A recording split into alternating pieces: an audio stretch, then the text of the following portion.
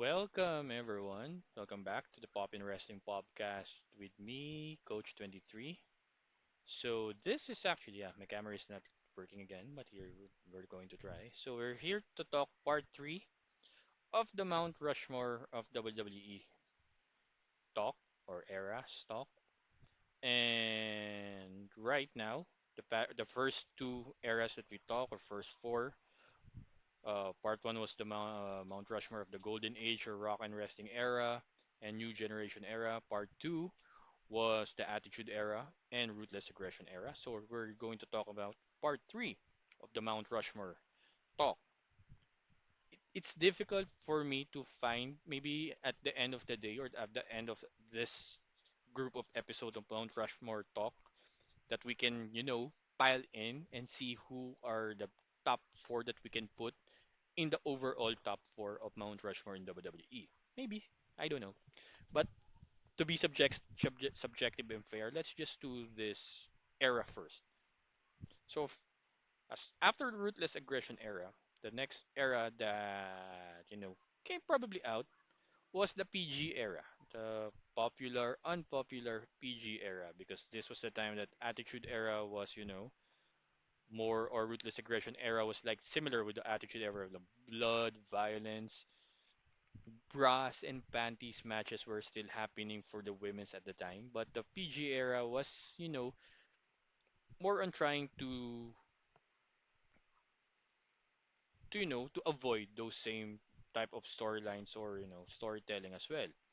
And business wise, it even made sense that why a PG era has to happen because one of the formula that Vince or even John Cena said in a couple of interviews said that if I'm a dad and John Cena was the face of the company at the time, if I'm a dad and my son wants to see or my kids want to see John Cena and I have like three kids, I don't have no reason. I have money.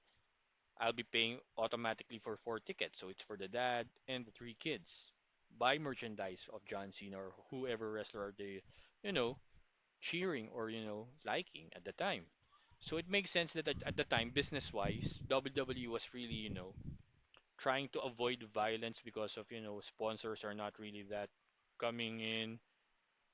Stock prices were like tanking because they were already a public company back then, and their stocks were like $10, $8, $9 back then. It was like 20 or so when it initially uh, became a public company.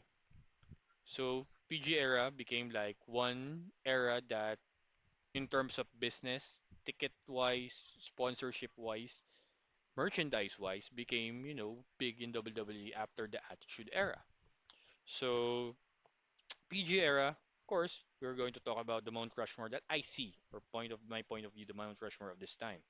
So first name, of course, I already named him John Cena. So this is the second time that John Cena is part of a Mount Rushmore era or eras. So during the PG era, there's no more popular name in terms of, like I said, popularity or not non-popularity as John Cena. He was like Eminem in terms of freestyle rapping. He is brutal and ruthless at the mic. But when he sees like kids, according to him, the turning point of him being instead of the doctor of thugonomics to the leader of Chain Gang to the C Nation, it's like there are kids watching me and why am I swearing?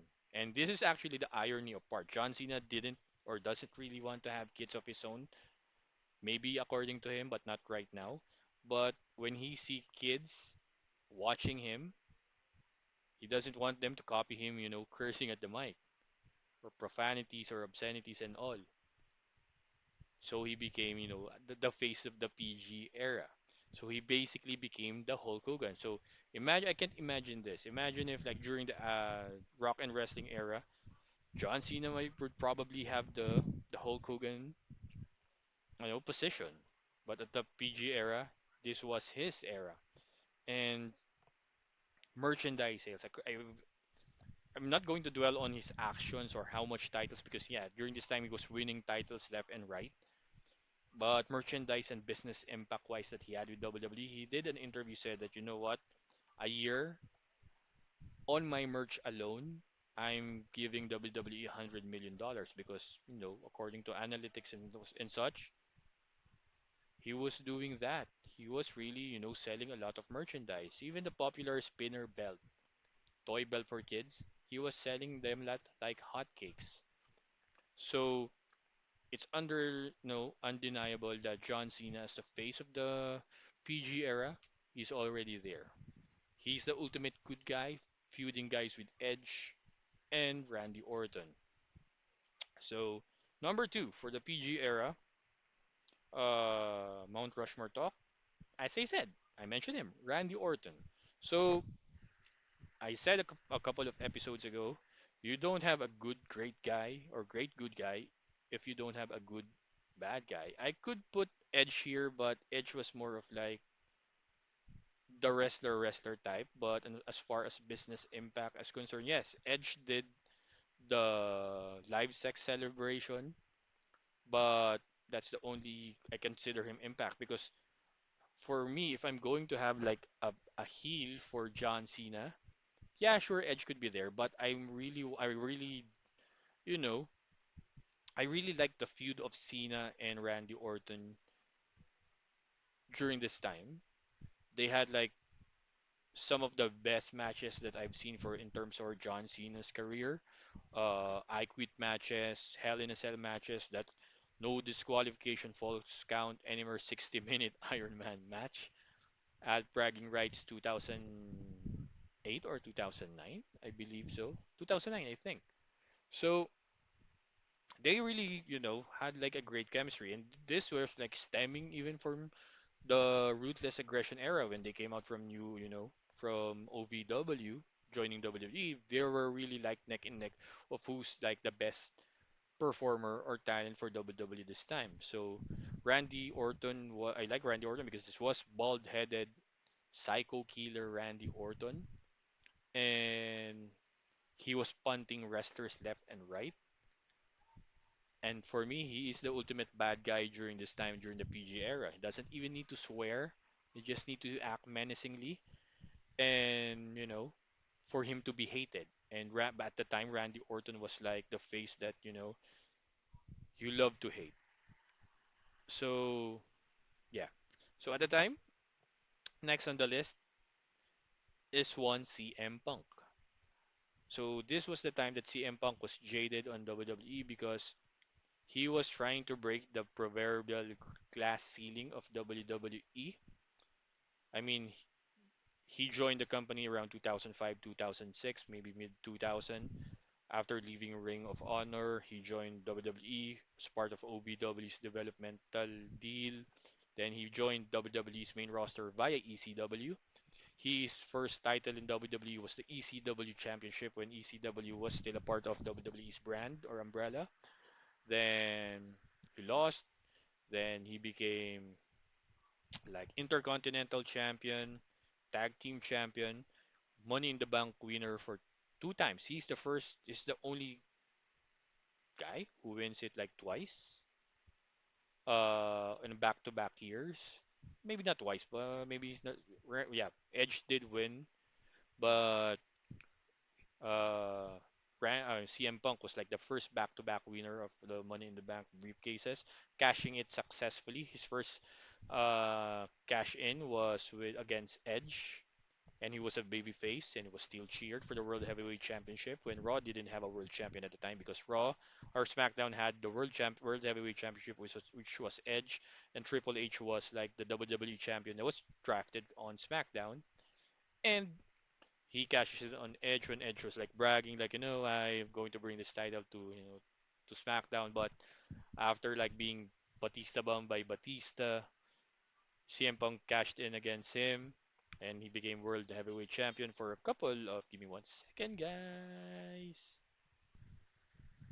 So yeah, then he lost it. Actually, he didn't lose the title because he was attacked by Randy Orton.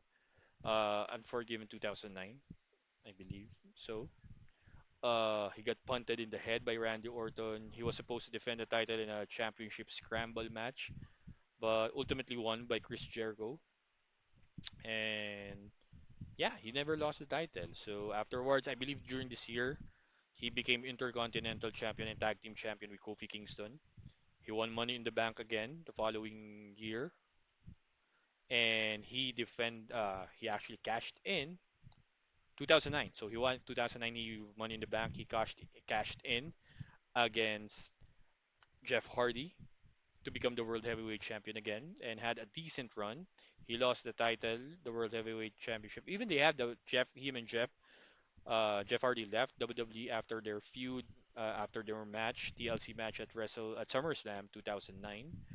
Um, they were even in the main event. Then lost the title to Undertaker in a Hell in a Cell match, I believe, same year, and thus the beginning of the Straight Edge Society, where he has a beard, he has like long hair, he pretended to be the savior of wrestling masses and shaved people's head.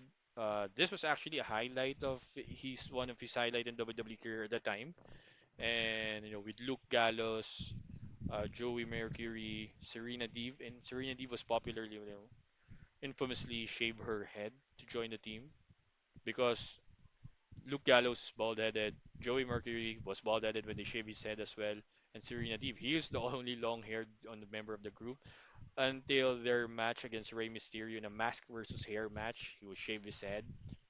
Uh, he wore a mask, luchador mask to hide his bald head.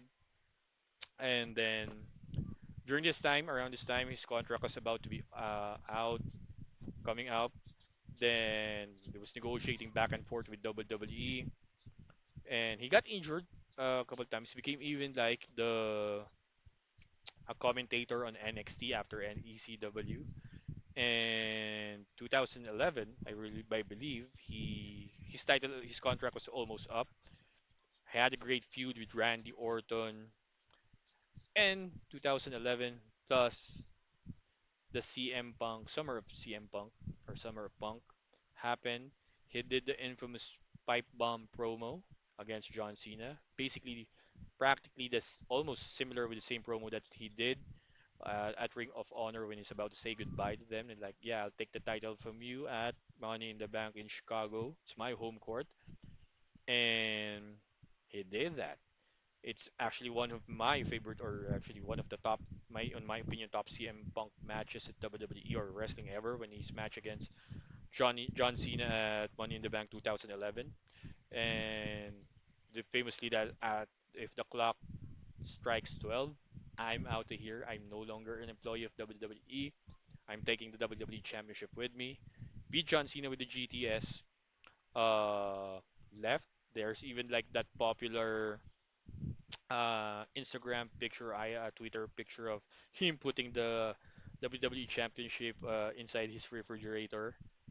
But no one knows, backstage knows that he already signed or re-signed with WWE. He just took like 3 weeks, a month off after Money in the Bank as the WWE Champion. WWE Champion was crowned during Monday Night Raw in a tournament, eventually won by Rey Mysterio. Then John Cena demanded a rematch or a match against Rey Mysterio, and John Cena won, became like the interim WWE champion. Then CM Punk came back with Cult of Personality.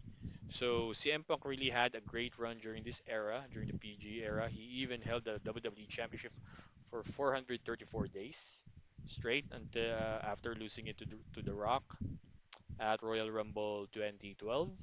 Then had a great match. No, 2013. He lost the title to 2013, and he lost to Undertaker at WrestleMania 29. And then that's the part of the time that he really, really got jaded from WWE, and he left the following year after Royal Rumble to 24, no 2013. Oh yeah, 2013, 2014, 2012, 2013, 2014. So before WrestleMania 30, he left WWE, uh, fought in the UFC twice or three times, lost, but got paid a lot. He left wrestling for WWE for 10 years. He came back to compete with AEW around 2021. And then eventually everyone knows what happened, or knows, if no one knows, we'll talk it another time. And right now he's back in WWE. But as far as the PG era, CM Punk is definitely a face of WWE at this time. And the last name I can put in the PG era of WWE is Daniel Bryan.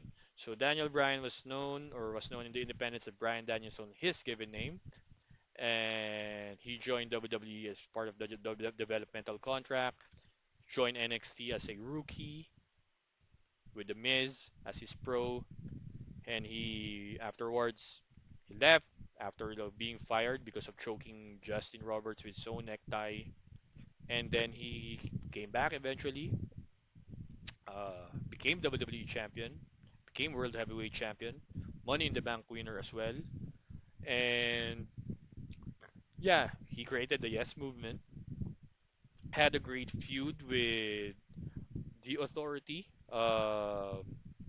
and WrestleMania 30 was eventually his ultimate crowning glory in the WWE as part of the Yes Movement after beating Randy Orton and Dave Batista in a triple threat match for the WWE World Heavyweight Championship. And even that, before that, the opening match at WrestleMania 30 was him against Triple H. So he defeated three members of Evolution in one night. Uh, but yeah, afterwards, neck and concussion issues happened. Uh, he vacated the World Heavyweight Championship, WWE World Heavyweight Championship. Here he was in injury for almost a year. Came back for the Intercontinental Championship. Suffered dozen of concussion or a few concussions that ultimately led to his first retirement from pro wrestling. But it's also again undeniable that during this time, the PG era, that no cursing, but as far as in-ring action, Daniel Bryan delivered this time for WWE. And like I said, there was like even the Yes movement that people are chanting Yes. It was being copied in like football games, NBA, or high school, college basketball games. So it was really, really inspirational and awesome that Daniel Bryan is part of the Mount Rushmore for the PG era. So next era that we can talk about is what I call the WWE Network era. So yeah, WWE Network was introduced during WrestleMania 30 and as being used or being known right now. So for the WWE Network era, this is similar quite with the PG era, extension of the PG era, but this was like the introduction of new faces in terms of wrestling or WWE. So first name that was highly promoted this time was Roman Reigns. So Roman Reigns was part of the group called the Shield, which was introduced around late 2020 2012 at Survivor Series. There was supposed to be the bodyguards of CM Punk, but they changed it to like their own personal group. So Roman Reigns was like the heavy favorite by the WWE brass or management to push as the next big superstar, like similar to like a John Cena. He was heavily pushed that people used to cheer for him during matches until when they felt most WWE fans and audience felt like they're shoving him down our throats. That he became really like the John Cena at the time. That people were cheering, "Let's go Roman! Roman sucks!" Especially after the Shield broke. So with him was Dean Ambrose and Seth Rollins as part of the group when he break out. He was actually the only title he won during when he was a member of Shield was a tag team title run with him teaming with Seth Rollins with Dean Ambrose winning like holding the United States Championship at the time. But then when they broke up, Roman Reigns became a single star. Then WWE tried to put the rocket in him, but yeah, fans are like jaded that they felt like this is just like a new John Cena. But still, WWE has like that high belief in Roman Reigns that He is the next guy to carry this company in the future, and who knows what will happen in the future. So, second name that I'll put in the WWE Network era is Seth Rollins, which is ironically the teammate of Roman Reigns and Dean Ambrose in Shield. So they were a tight knit group. Like I said, Seth Rollins and Roman Reigns were like tag team champions at the time. Ambrose was like the U.S. champion. They really dominated as a team. Then when that famous Plan B steel chair shot of Seth Rollins to Roman Reigns back that broke up the Shield after beating Evolution in back-to-back matches, Seth Rollins became the architect. He became the ultimate bad guy during this time. And like I said, you don't have a great good guy if you don't have a great bad guy. And Seth Rollins, when he became the heel, he really did, became a successful one, winning the Money in the Bank uh, ladder match to get a title shot whenever he likes, whenever or wherever he likes. And of course, the famous cash in that happened at WrestleMania in Silicon Valley during the main event World Heavyweight Championship match between Brock Lesnar, the champion, against Roman Reigns, the Royal Rumble winner in 2015. He cashed in during the match, became a triple threat match, and he won his first WWE World Heavyweight Champion in what many people call the heist of the century, which is I think was like the most awesome cash in I've seen during the time, and it worked. Propelled Seth Rollins to instant stardom. He became a double champion, beating John Cena for the U.S. Championship at the time to become a double champion. Feuded with guys like Sting, basically ending Sting's WWE career. Feuded with like Kane and such, John Cena, Randy Orton. A great decent run until he injured his knee. Missed WrestleMania 32, eventually came back to become WWE champion again after beating Roman Reigns and losing the title to Dean Ambrose after Dean Ambrose won Money in the Bank. And eventually, until now, Seth Rollins is really a big name in terms of, he can go, he can compete in terms of in-ring storytelling, in-ring action, but he's also a compelling character as, you know, Seth freaking Rollins. Third name for the Mount Rushmore of the WWE Network era is another member of the Shield, Dean Ambrose. So Dean Ambrose, trifecta for the WWE Network. Like I said, as a group, they were like tight knit, and when they split up, eventually they became, great singles wrestlers as well. Dean Ambrose, feuded with Seth Rollins. He feuded with eventually facing Roman Reigns for a tournament for the WWE World Heavyweight Championship at Survivor Series 2015, losing to Roman Reigns. Feuded with Triple H for the WWE World Heavyweight Champion when Triple H was holding the title. Feuded with Brock Lesnar at WrestleMania and had an eventual no holds barred match at WrestleMania 32 in the front of 101,000 fans, according to some, according to WWE. Uh, Eventually winning the Money in the Bank match at MITV 2016 and successfully cashing in the same night. So here's the great history about these three guys from the Shield that is eventually part of this list, of this Mount Rushmore list. Roman Reigns was the champion. He defended the title against Seth Rollins. Seth Rollins pinned Roman Reigns after a pedigree to win the World Heavyweight Championship or WWE Championship. After a few minutes, Dean Ambrose attacked him with a briefcase, cashed in, and Dean Ambrose became WWE World Heavyweight Champion. So for in a span of 10 to 20 minutes, all three Shield members were WWE champion at the same time or same night, hour or same time, almost the same time. So it's eventually that I have to consider them as a Mount Rushmore of the WWE Network era. Another name the list, and this is the third time he's on this list, is John Cena. So John Cena was like still trying to balance the thing between Hollywood. He was doing like a couple of movies at the time, but he always comes back on his downtime from the movies. I put him in this list because he won the United States Championship at WrestleMania 31 or Silicon Valley. He feuded with Bray Wyatt the year prior. He won the title from Rusev for the US Championship at WrestleMania 31, and he defended it in an open challenge against anyone.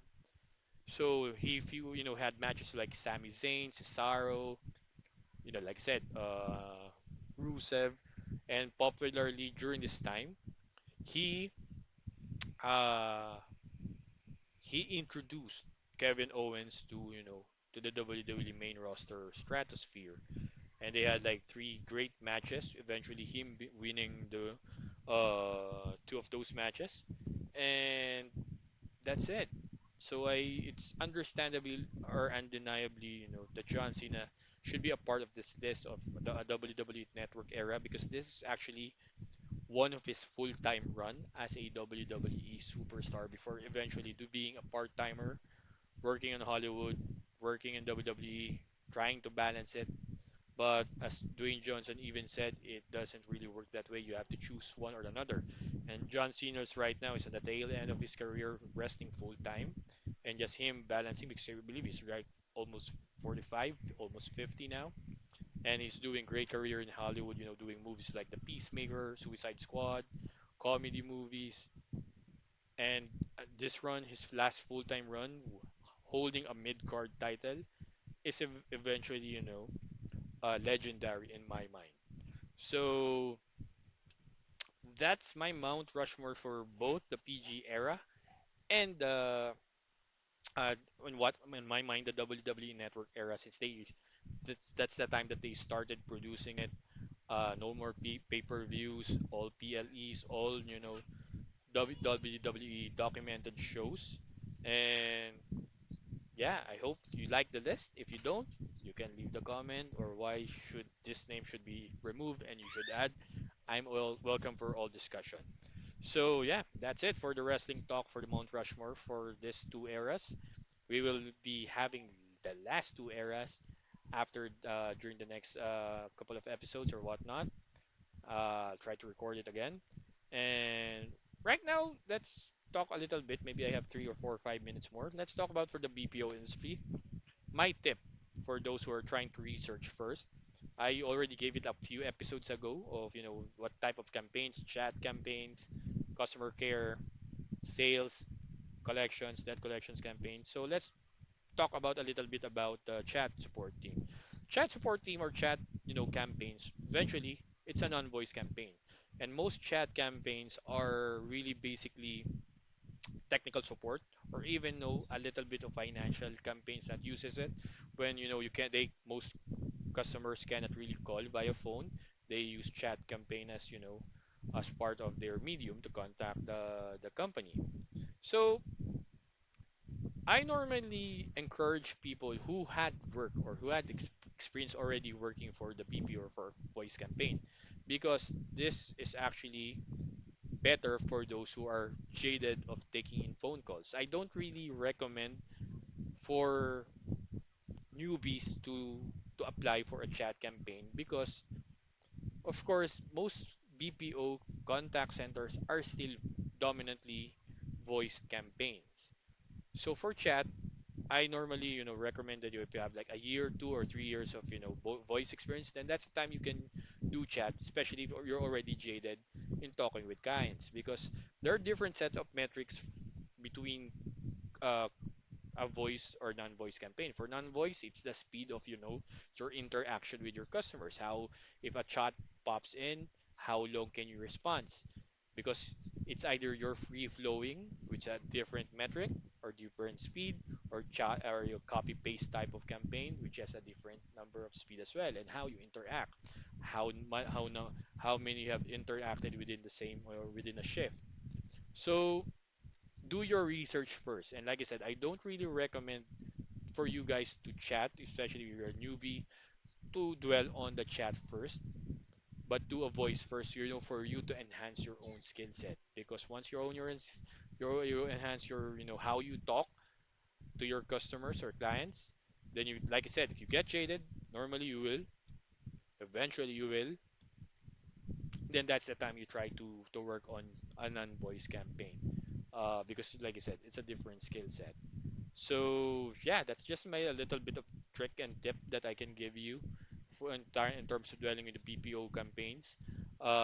So yeah, thank you for watching the Pop and Wrestling Podcast with me, Coach 23, with this great part 3 of the Mount Rushmore talk. Thank you guys.